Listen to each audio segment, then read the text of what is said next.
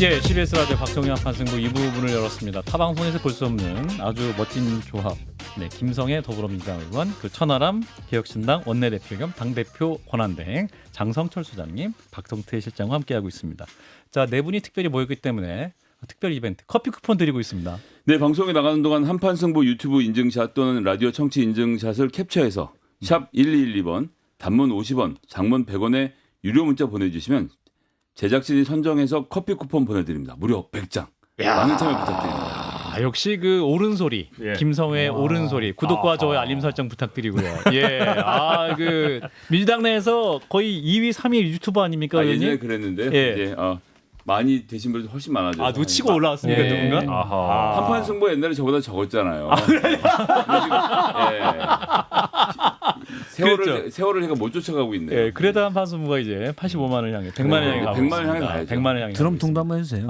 드럼통 TV 요즘 구독자가 탄핵 인용 이후에 드럼통 현실은 안 될 것 같아서 많이. 제가 영상 올려야 되는데 예. 아직 시작을 안 해가지고요. 아. 곧 시작할 겁니다. 그렇구나. 드럼통 TV 축하 영상 아직 저한테 요청 안 하셔가지고. 10,000명 기념으로 하려고. 알겠습니다. 저희 거 많이 올리시던데 한번 승부.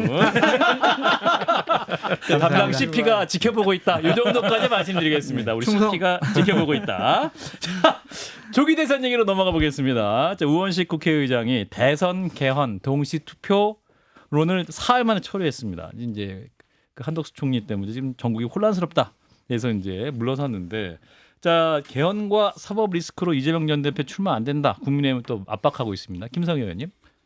그러니까 저는 아까 전에 일부에서 천하람 의원 말씀하셨지만 어차피 승리는 이재명 이렇게 해놓고 뭔가 칙을 짜니까 잘 안 돼요. 국민의힘이. 그러니까 뭐냐면 개헌 논의를 하려면 정말 진지하게 개헌 논의를 해야 되는데 모르겠고 이재명이 당선될 것 같으니까 3년 만에 뭐 이런 식으로 칭얼대는 겁니다. 지금 개헌 논의라는 게 그래. 이재명 이재명 전 대표의 당선을 전제로 놓고 이재명 대표가 5년 하는 건 싫으니까 일단 이번에 되는 사람은 3년 만에 누구라고 말은 하지 않겠지만 자기가 될 것 같으면 3년만 하자고 말하겠어요? 당연히 5년 하자고 하겠지? 그 이번 임기만 3년으로 묶고 다음번부터 4년에 뭐 연임에 이런 식으로 논의를 풀어가니까 보시는 분들이 이 사람은 개헌을 하자는 건지 아니면 자기가 대선 후보를 나가면서 실제로는 이재명 대표의 당선을 전제하고 그 사람 임기를 깎아먹는 데 집중을 하고 있는 거지. 그러니까 이런 식의 그 정치적 칭얼대면 좀 하지 않았으면 좋겠습니다. 칭얼대지 마라. 민망해요. 민망하다. 천하람 대표.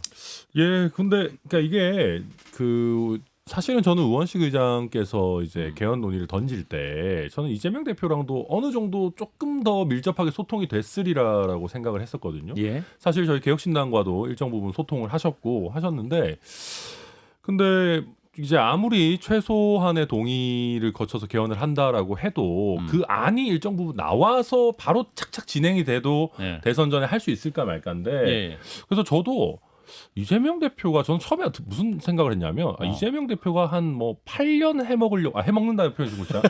뭐 7년이나 8년을 하려고 임기. 중임제 개헌에 찬성을 했나? 그렇게 해서 그러면은 예를 들면 이번 기회에 4년 중임제로 아예 이번 선거부터 하고 가는 건가라고 저는 처음에는 생각을 했었는데 그건 아니었다. 뭐 그런 것까지는 아니고 지금 이제 뭐 대선이 촉박하게 다가왔기 때문에 약간 현실성이 좀 많이 떨어진 그런 상황 아닌가. 자, 여기서 비하인드 하나만 좀 말씀드리면 우원식 의장이 이제 선언을 했잖아요. 이거 하려면 지금 뭐가 제일 급하냐면 국민투표법을 바꿔야 됩니다. 국민투표는 사전투표가 없어요. 그러네요. 사전 선거날 투표를 할 수 있도록 법을 개정해야 되거든요. 그래서 그 우리 당의 행정안전위원회 윤건영 간사가 그걸 캐치하자마자 바로 지금 국민의힘에다가 요청을 했어요. 법 개정 논의를 좀 하자. 뭐 요즘 젊은이들 하는 말로 읽씹 아시죠? 읽고 씹었어. 그러니까 얘기를 듣고 답이 안 돌아옵니다. 그렇게 개헌을 하고 싶으면 이번 주 안에 국민투표법을 바꿔야 되거든요. 그럼 국민의힘이 여기에 논의를 적극적으로 나서면서 개헌 논의를 해야 되는데 개헌하자라고 외치는 사람들이 있지만 실질적으로 필요한 국민투표법에 대해서는 행정안전위 논의가 안 되고 있는 거예요. 그거 이상한데 빨리빨리 해야 우리는 요청하는데 우리는 요청을 했는데 거기에 대한 답이 없는 것만 봐도 국민의힘이 얼마나 그냥 하는 얘기인 건지 이재명 대통령 탄생을 전제해 두고 3년을 임기를 깎는 거 외에는 관심이 없다는 건 이건 좀 정치로선 창피한 겁니다. 근데 행안위 간사인 윤건영 의원이 국민투표법 개정안을 국민의힘 의원들에게 이거 빨리 하자라고 한 거는 그러면 대선 때 동시 뭐 개헌 동시 투표 우원식 의장의 원래 제안은 그랬으니까요. 거기에 따라 그러면 윤건영 의원이 움직였다는 거죠. 거기에 전제에 맞춰서 우리는 우리대로 움직여야 되는 거니까 그렇게 하는 게 맞는데, 그러니까 국민투표법이 통과된다고 헌법이 바뀌는 건 아니니까요.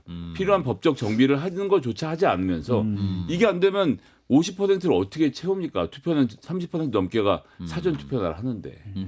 장 소장님. 오랜만에 뭐 김성애 의원님 만났는데 네. 하시는 말씀에 좀 저는 반박을 하고 싶은 게 있어요. 예, 하세요. 국민의힘의 뭐 행태를 칭얼거린다라는 말씀을 쓰셨는데 저는 칭얼거림이 아니라 옹알이 하고 있다라고.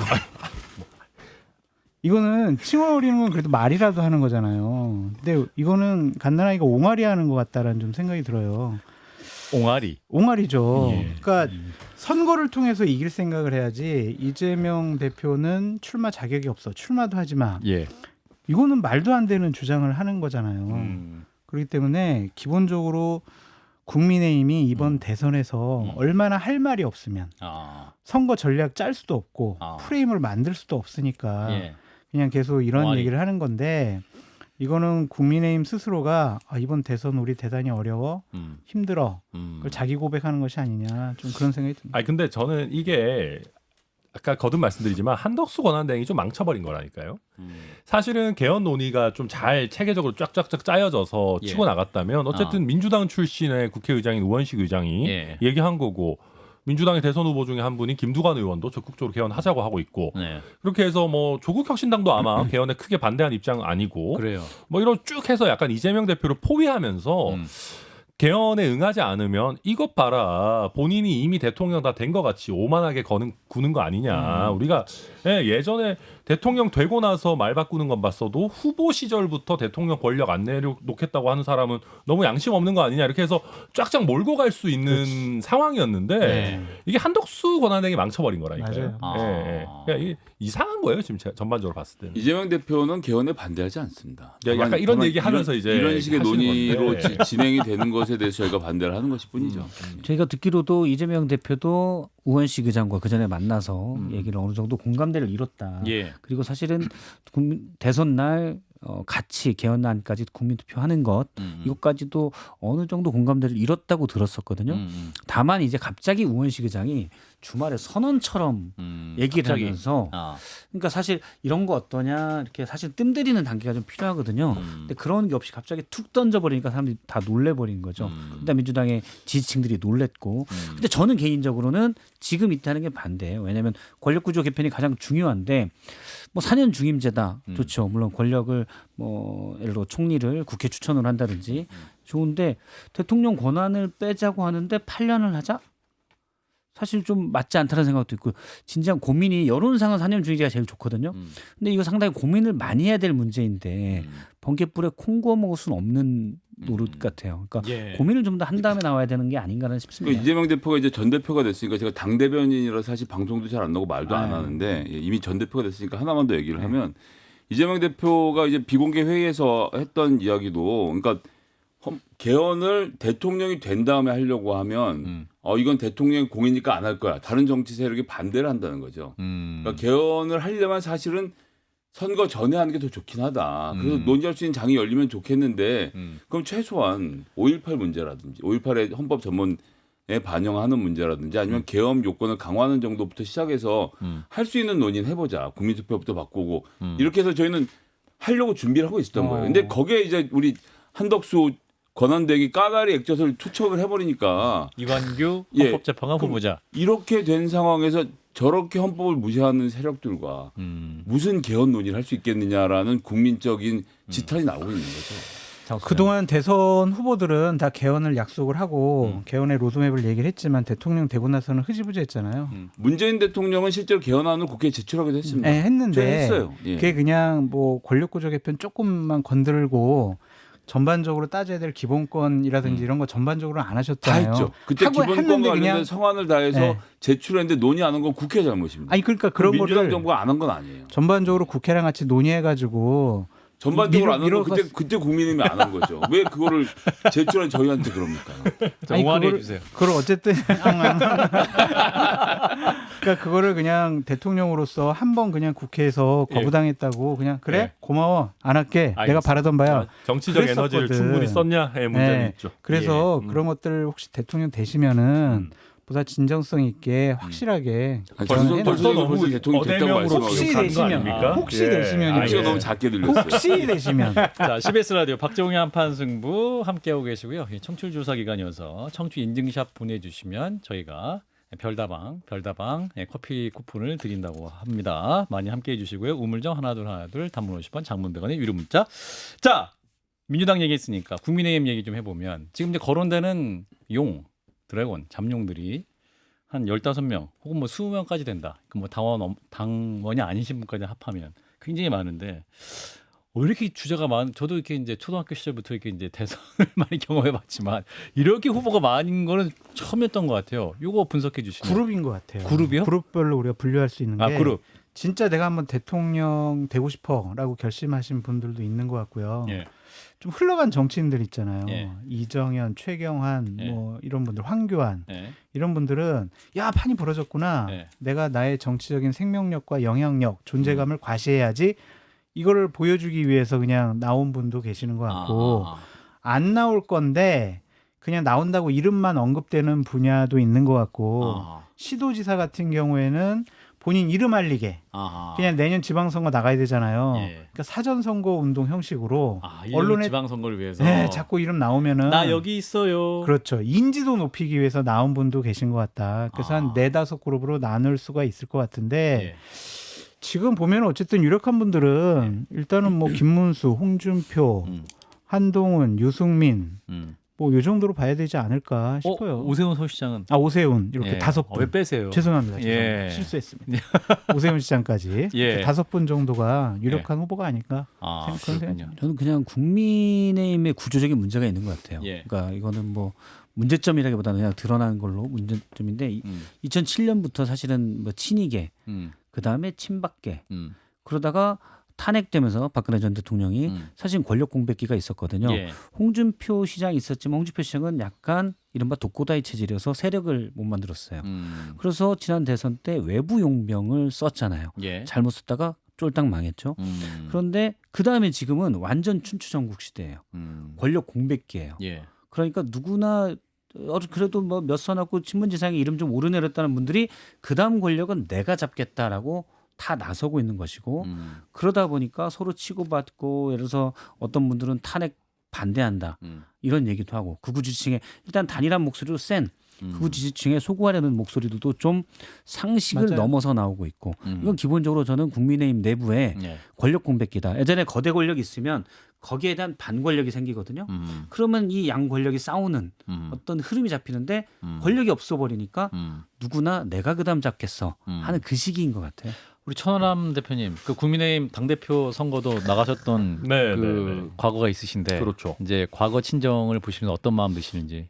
우선 윤석열 대통령의 정치적 에너지가 급속도로 소멸하고 있다. 그러니까 이게 김문수 장관 이제 후보죠. 뭐 때려 그 장관 그만두시고 이제 후보인데 그 김문수 후보 같은 경우가 그래서 약간 좀 꺾이고 있죠. 그러니까 만약에 김문수 후보가 완전히 이제 당심을 장악해서 쭉 밀고 나가는 구조다 그랬으면은 다들 굳이 뭐 이미 대세론이 형성됐는데 또 윤석열 전 대통령이 또 밀어주는데 뭐 나까지 이럴 텐데 지금 그게 아니에요. 그래서 그러다 보니까 춘추전국 시대로 가고 있고 권력 공백이라는 것도 저도 충분히 공감은 하는데 예.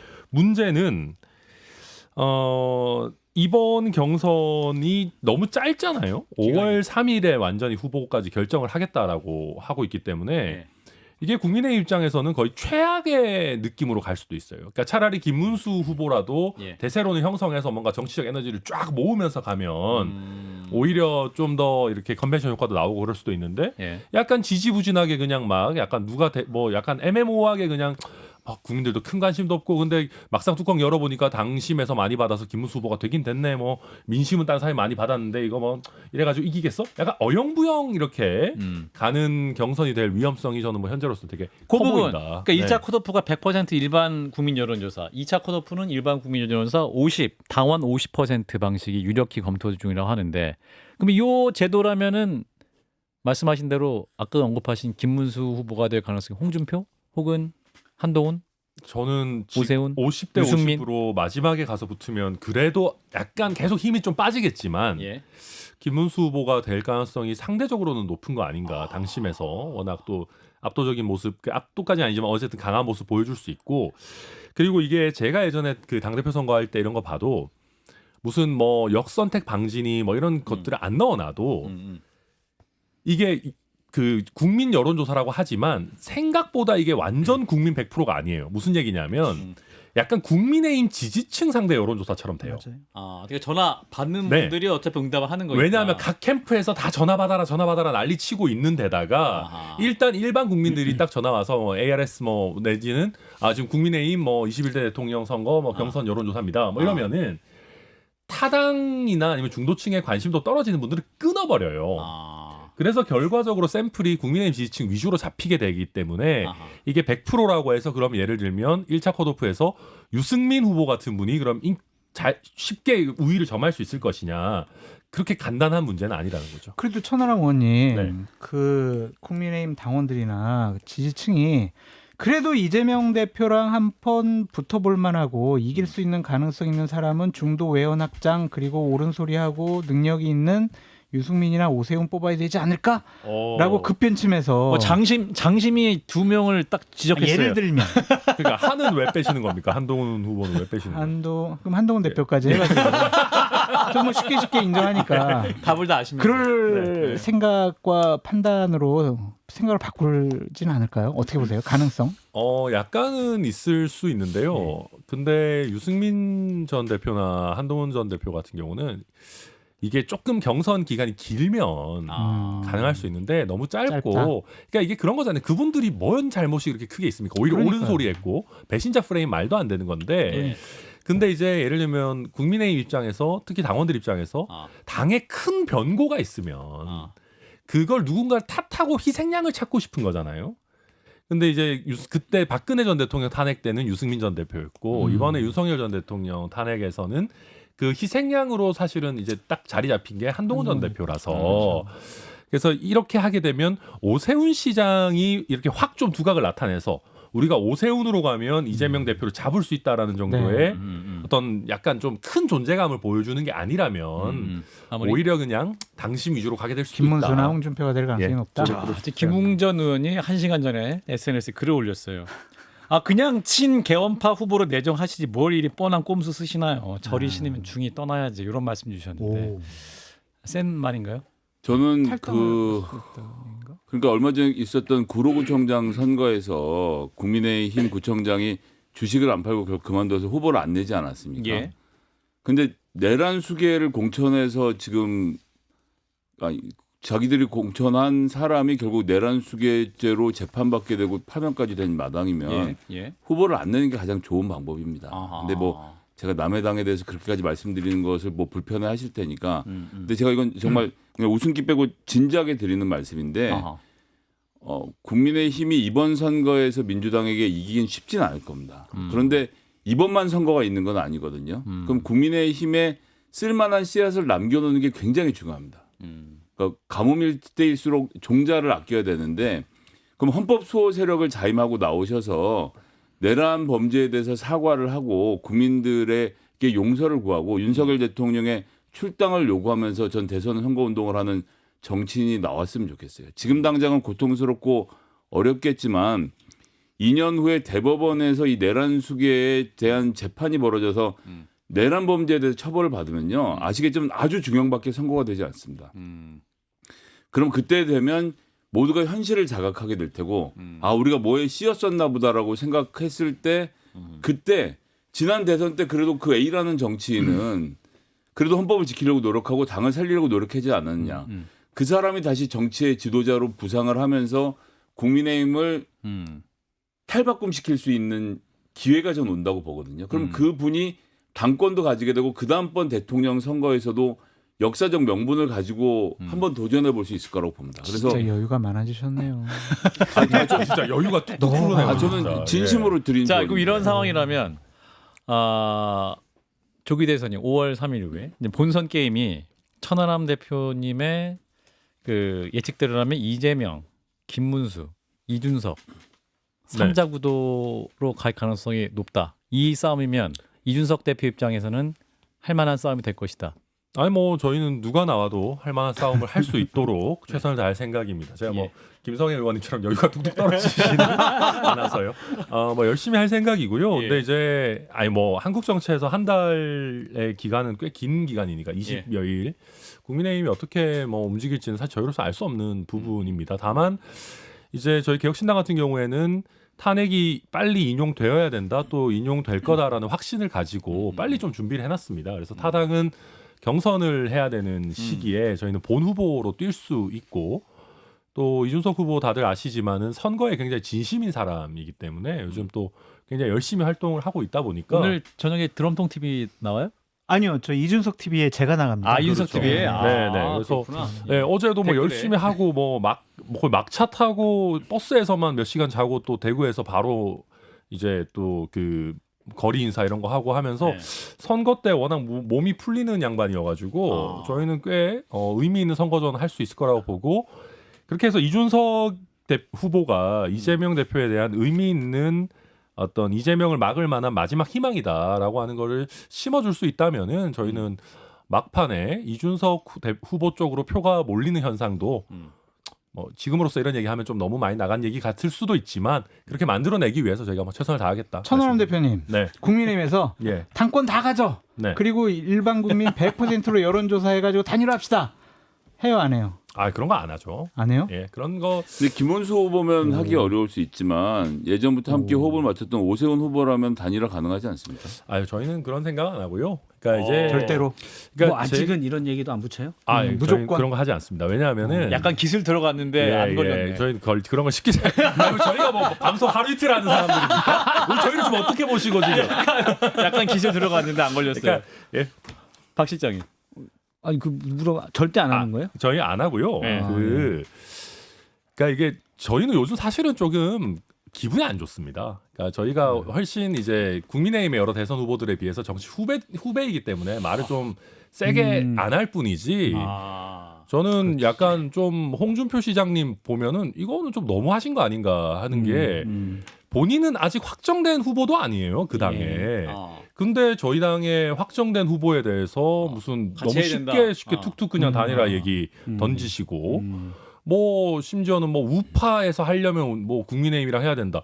무슨 뭐 국민의힘이 우파 전세 냈습니까? 뭐 그리고 그런 이제 그런 약간 기득권적 사고. 우리 진영은 우리를 뽑아줄 거야. 그러니까 지금 이 정도로 큰 실책을 해놓고도 김성현 의원님 말씀하셨지만 사과하거나 반성하거나 아니면 자체적인 개혁 방안을 찾거나 지금 민생에 대한 비전을 만들려고 하는 게 아니고 너무 쉽게 정치공학적으로 그냥 이준석이 데려오면 되는 거 아니야? 천하람이 또 다시 오라 그러지 뭐.